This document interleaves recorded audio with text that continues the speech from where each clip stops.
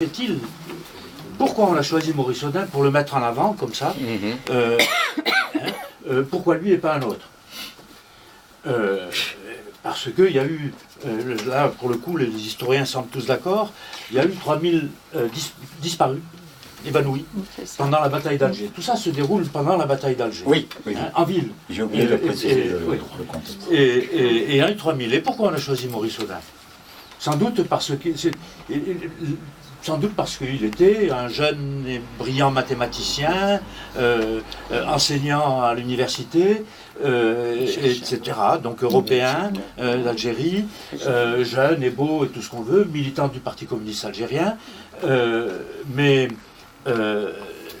s'il y a eu beaucoup de bruit qui a été fait autour de lui, c'est parce que ça a été pris en charge en France. En France, oui. À Paris. Et là, pour le coup, le PCF a joué un rôle très positif dans l'histoire, oui. en popularisant cette disparition de Maurice Audin.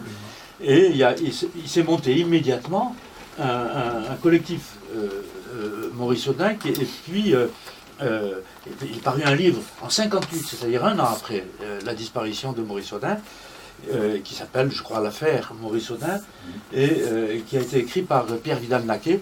Oui. Et ça a été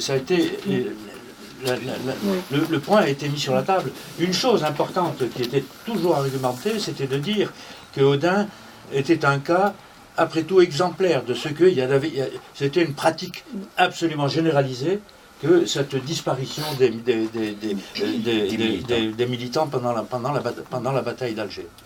Et que le fait qu'il ait été torturé, etc., eh ben, c'est jamais quelque chose de très banal pendant la bataille d'Alger. Voilà. Alors, je rajouterai que dans les